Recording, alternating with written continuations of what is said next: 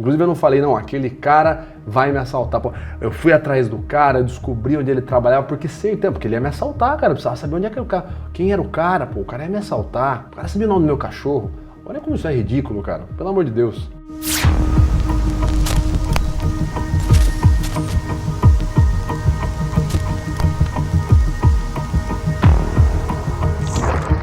Então vamos lá, para o primeiro argumento então da segunda forma, né? A atitude inaceitável. O primeiro argumento então é o seguinte: motoboy e o nome dos cachorros. Então um argumento completo, na forma que eu mais ouço, é assim. Num podcast, Metaforando diz que o motoboy descobriu o nome do seu cachorro. Por causa disso, Metaforando suspeitou que o motoboy era um ladrão. Conclusão: Metaforando é um paranoico desequilibrado ou tem preconceito com a classe trabalhadora, em especial os motoboys, e por isso merece ser cancelado. Cara, esse argumento é muito louco. Eu fico impressionado como que esse argumento colou com muita gente. Eu me pronunciei na época, obviamente eu falei sobre isso no Twitter, acho que no mesmo dia que essa situação ocorreu, claro que isso não veio à tona, né? Mas enfim, vamos lá.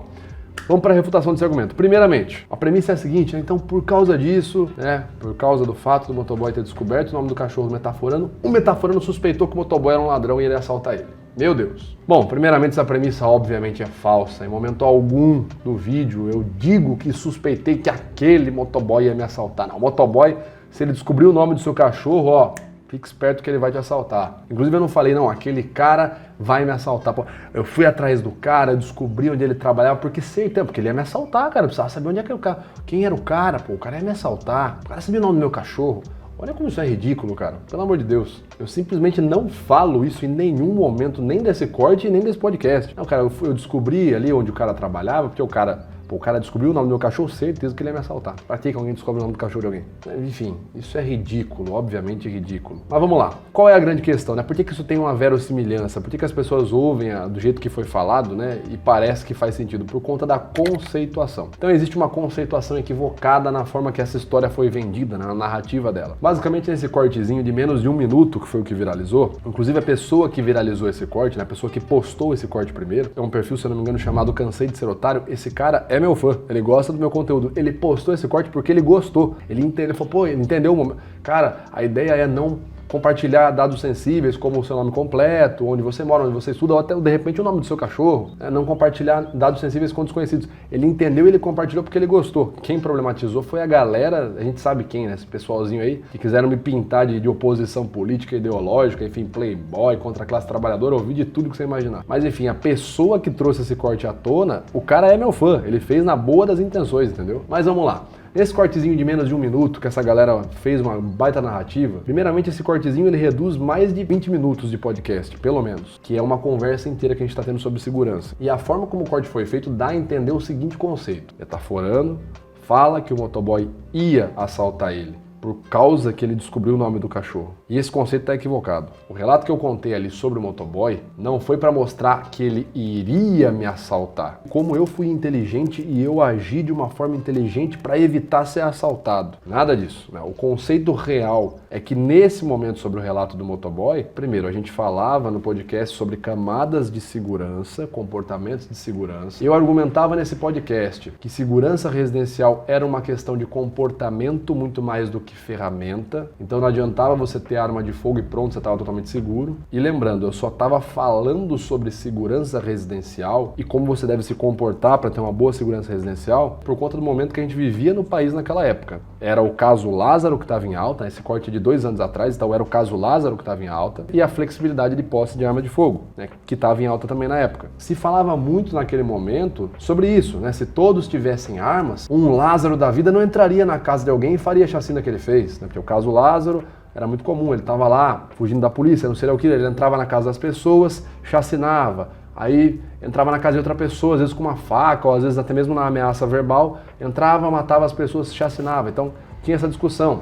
Pô, segurança residencial, o cara precisaria ter uma arma. Eu falava, não só isso, né? Tem que ter um comportamento. Você não pode sair por aí compartilhando informação pessoal, não pode sair por aí conversando com um desconhecido, abrindo a porta da sua casa para desconhecido, etc e tal. Tinha todo um contexto gigante. E vamos lembrar um ponto, pessoal. Eu tenho formação e posse legal de arma de fogo. E também fui eu, no Brasil, na época, que fiz os vídeos com mais visualizações sobre o caso Lázaro na época que o caso veio à tona. Tanto que ficou comum, naquele momento, vários outros canais gravarem reacts do meu vídeo e pegarem até mesmo milhares de views. views. Outros influencers também me chamaram para fazer collab em live falando sobre o caso. Então era muito comum eu chegar num podcast e alguém me perguntar sobre o caso Lázaro, a gente acaba caindo no assunto de segurança. E naquele podcast de onde removeram o trecho do motoboy ocorreu exatamente isso, né? Cronologicamente falando, foi assim. A gente começa a falar em dado momento ali sobre segurança, sobre medidas de segurança, segurança pessoal, comportamento estratégico no dia a dia, armas de fogo.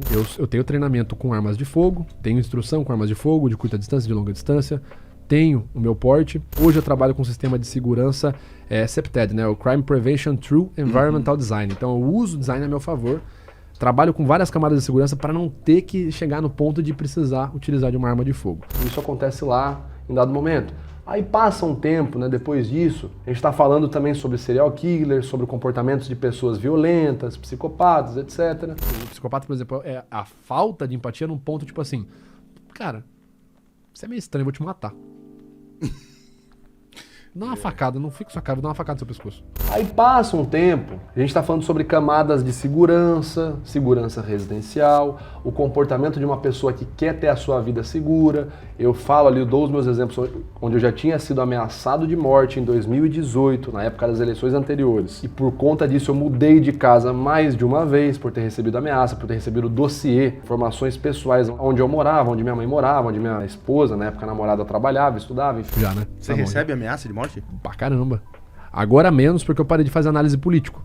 Mas na época das eleições de 2018, pô... Caraca. Cara, eu mudei de casa 3 vezes, recebi então dossiê. Quer dizer que... Mas como chegava essas ameaças? Então, o que chegou foi tipo assim, foi uma carta anônima, né? Chegou uma carta anônima lá em casa, tipo, olha, Vitor, você trabalha em tal lugar, sua mãe mora em tal lugar, endereço da sua mãe, sua esposa estuda em tal lugar, na sua noiva na época, né? Então eu falava sobre como ter comportamentos seguros, até mesmo com base na minha realidade, como um técnico de segurança, como pessoa que já foi ameaçada mais de uma vez, como você deveria se comportar e certos comportamentos que você deve adotar no dia a dia para sua segurança. Parou um cara na frente de casa, outro dia, nunca parou, quebra de padrão. Então meu controle de câmera tem, meus cachorros alertaram, meus cachorros têm treinamento tático, né?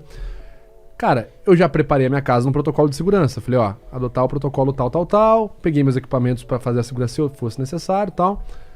Não era porra nenhuma. Mas, ai, paranoico. É paranoia até acontecer. Porque a ameaça de morte. Mas já aconteceu alguma coisa? Porra, ameaça de morte. Se Prenúncio, acontecer, tá é morto. uma única vez, entendeu? E aí, então, a gente chegou nos assuntos. Olha, quais comportamentos que você pode passar pro pessoal? Olha, e eu comecei a citar alguns exemplos. Não sair compartilhando suas informações pessoais, não ficar todo dia postando aonde você tá, ou o local que você mora na internet, não ficar compartilhando informações e dados sensíveis, o seu nome completo, o seu CPF, por exemplo, o nome das pessoas que moram com você, o nome das pessoas que trabalham na sua casa. E se você tem um cão de guarda, o nome do seu cachorro de guarda não é algo que você deve ficar compartilhando na internet. Se você é uma pessoa no contexto que eu estava contando no podcast, ameaçada, já foi ameaçada, já sofreu ameaça de morte séria, já precisou mudar de casa, é uma pessoa que está em evidência, constante evidência na internet, e você quer ter uma conduta mais segura possível, tem alguns comportamentos, dentre eles não compartilhar seus dados sensíveis, né? Como os exemplos que eu citei agora. E aí eles começaram a falar, pô, mas dá um exemplo, fala de uma situação e tal. E aí eu acabo conversando, cito um exemplo aqui e falo, ó, um exemplo extremo, né? Ó, um exemplo, inclusive em nível de caricatura, né? Porque quando você cita um exemplo extremo, fica super caricato, super evidente aquela ideia que você está falando, né? Ao invés de você dar um exemplo meio mínimo, meio complexo, você vai dar um exemplo super caricato para o cara olhar e falar, entendi, então não deveria compartilhar um dado sensível. Perceba o seguinte, ao todo, antes de eu entrar nesse relato do motoboy, enquanto a gente está falando sobre segurança, já se passaram mais de 30 minutos. Em algum momento da sua vida, que eu, sabendo um pouco de você, você também entrou na coisa de ser detetive. Você ainda é? Cara, hoje tô trabalhando cada vez menos, principalmente porque eu não consigo mais fazer trabalho de campo. O rapaz chegou lá em casa, né? Carteiro. Entregador. E os cachorros têm o treinamento para determinadas respostas da pessoa e tem o treinamento de comando. E, bom, enfim, o cara chegou lá, já se passou esse tempo aqui do episódio, cara. É muito mais do que um mero minuto ali em que é baseado esse Reels que ficou viralizado. E no relato do motoboy, pra quem prestou atenção até ali então, eu deixo claro que o foco ali é prestar atenção no conceito de não transmitir dados sensíveis. Esse é o conceito. A mensagem não é suspeitem de motoboys, eles podem acabar te assaltando. Não.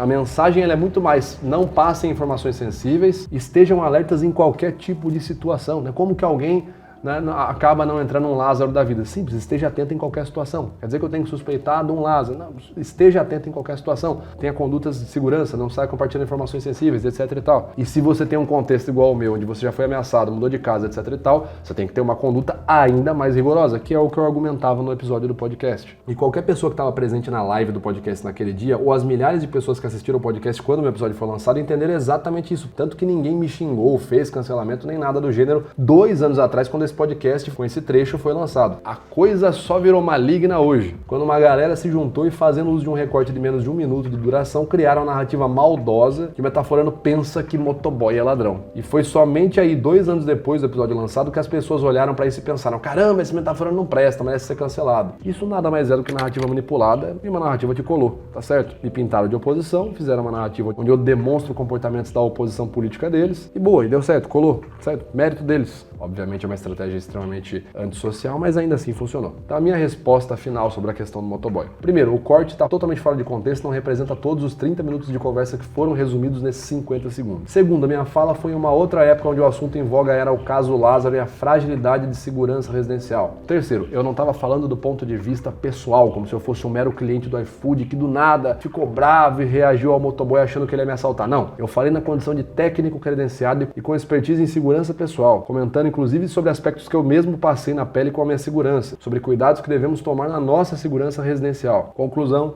foi levantada uma narrativa por certas pessoas que já nutriam desafetos pessoais para comigo, recortando trechos específicos para que elas tivessem algo de concreto que lhes permitisse justificar publicamente o ataque a mim como sendo legítimo, e não uma mera manifestação de opinião pessoal deles, e também para que isso lhes permitisse ficar em evidência e aumentar o seu destaque social na internet. E é basicamente isso, né? Você tem que levar o contexto em conta do que foi falado, você tem que lembrar a época que eu falei isso, tinha um conceito de segurança, flexibilidade de armas de fogo, tinha um caso grande de repercussão nacional quando eu falei sobre isso. E você tem que lembrar que eu falei na condição de técnico, eu não falei como fiquei bravo com o entregador, nem nada do gênero. E também vale a pena lembrar o seguinte, não fui eu que inventei esse comportamento de não passar dados sensíveis, como por exemplo o nome de um cão de guarda, para melhorar a sua segurança. Não, isso eu ouvi a primeira vez de um especialista em segurança, nacionalmente reconhecido, que é o Diego Collector. Quando eu entrevistei ele falou isso pra mim. A gente chegou no cara e eu já fui logo na casa do cara chamando pelo nome dos cachorros dele. Brincando. E aí os cachorros chegaram, não eram adestrados. Você descobriu o nome dos cachorros? Onde você acha? Instagram. O cara postava meus filhos, não vou citar o nome dos cachorros, mas meus filhos aqui comigo, nossa, e uma relação marcando lugares, uma série de coisas. Quer dizer, se você é um cara que quer enganar ele, que quer criar uma situação prejudicial. Cara, pensa comigo, eu chego lá, chamei o cachorro pelo nome, o cachorro não era adestrado, não tinha um treinamento. Já não vai alertar. Ele já veio, chegou, brinquei, foi manso, foi dócil, eu perguntei, é um cão de guarda? Ele é assim, não entendi porque ele gostou de você, porque eu chamei pelo nome. Ah, mas quem te falou o nome? Você. Falei com ele, você. Exatamente. Então, entende que os dados, nós temos a tendência a pensar que dados sensíveis são CPF, identidade, número disso, número de cartão de crédito. Cara, dado sensível é tudo que entrega informação sobre você. Sim. Também quando eu entrevistei o Bruno, da empresa RC Adestracão, uma empresa que tem mais de 15 anos de história em adestramento para cães de obediência e cães de guarda, também me falou a mesma coisa no contexto de cães de guarda, de cães de segurança, de não deixar eles serem dóceis, fazerem amizades e inclusive não ficar passando o nome do cão para qualquer pessoa que vai na casa. É importante nunca a gente dar pistas desde o nome. O cachorro não ter esse contato, porque ele é uma segurança da família, né? Então, eles foram treinados para dar segurança. Sim. Então, quanto mais eles perceberem que dentro da rotina tem as pessoas certas que eles vão conviver, ótimo, né? Que eles têm uma obediência. Isso cabe dentro da obediência que a gente faz. Hoje, infelizmente, a gente está sujeito a pessoas muito maldosas aí que... Em qualquer situação. Qualquer situação, ela pode tentar se aproximar do cão e construir uma amizade, construir um link que possa tentar usar desse link para fazer um mal. E para construir essa amizade é o quê? É pegar o nome, é brincar? Isso, desde o nome, oferecer um petisco. Por isso que através do treino, de adestramento... Então nós temos 2 especialistas na área, com anos de trabalho ativo na área, né? O Collector como especialista na área de segurança, o Collector que inclusive é formado, tem uma pós-graduação em neurociências e é especialista em segurança, e o Bruno que é adestrador profissional há mais de 15 anos, com ênfase em cães de guarda e cães de obediência. Essas 2 pessoas, no meu contexto que eu me encontrava naquela época, me falaram como cuidar e como criar dos meus cães de guarda. Então nós temos esses dois especialistas falando algo nesse sentido, de não compartilhar informações e dentre elas não compartilhar o nome do cachorro, não deixar o cachorro ficar brincando com qualquer pessoa. Para daí vir o Enzo, que no máximo que ele fazia 10 anos atrás era fazer comentário preconceituoso no Twitter, xingando judeu, africano, japonês, muçulmano, e esse Enzo acha que entende mais do que dois especialistas em adestramento e em segurança. E vale a pena também desmentir uma outra perninha desse argumento, que é, porra, o Vitor fala que não pode falar o nome do cachorro, aí eu olho no Instagram dele, tem lá a foto dele com os cachorros dele com o nome Coach Lara. Vale lembrar que esses cachorros não moram comigo há um bom tempo, eram cachorros da minha família. Quando eu me casei e saí de casa, né, pra morar na minha casa com a minha esposa, os cães ficaram com os meus pais, até porque eram os cães da família. Então tanto o Coach quanto a Lara não são meus cães de guarda. E ademais, essas fotos são de 2016, principalmente 2016, 2017. Quando eu ainda ficava muito tempo na casa dos meus pais ali. E eu comecei a ser ameaçado, conforme eu falo ali no podcast, eu recebi ameaças de morte a partir de 2018, quando eu comecei a fazer análises de política. Então, tanto esses cães não moram e não moravam comigo quando eu fiz o relato aqui do trecho do motoboy, quanto as fotos que as pessoas encontram na internet com esses dois cães são de uma época anterior à época que eu era ameaçado, né, que eu sofri ameaça de morte. Como isso não é um argumento sólido, né, é mais um desafeto da pessoa, ela já não gosta de mim, já não tem um afeto comigo, e ela nem repensa sobre o próprio negócio, eu vou relatar aqui brevemente uma conversa que eu tive com um cara no evento medieval que eu fui. Bom, nesse ano, em 2023, eu acabei indo no evento medieval lá em São Paulo, e é um evento que durou o dia inteiro, eu fiquei ali, participei de algumas lutas, fiquei andando pelo evento, ficava com máscara, enfim. Era um evento bem underground, assim, não é um do tipo de evento que eu tô acostumado a ir, BGS, CCXP, nem nada do gênero, então tinha muita gente diferente, muita gente, inclusive, que não me conhecia, um público bem mais velho. Então foi um evento que eu consegui andar com relativa tranquilidade, consegui ficar lá, conversar com o pessoal, dar atenção, trocar uma ideia. Em dado momento, eis que surge um cara, né, e o rapaz está ali com um boné que eu consigo entender que ele é partidário politicamente de esquerda. Eu estou trazendo a informação de que pelo boné daquele cara eu percebi que ele era de esquerda, politicamente dizendo, não evidenciando que com isso ele já tem algum tipo de demérito ou descrédito, não. É que a forma que eu respondi aos questionamentos dele só vão fazer sentido se você entender que ele é um cara de esquerda, tá? Não vai parecer que eu quis atacar o cara de graça, mas enfim, veja bem o que aconteceu. O cara veio, só metaforando?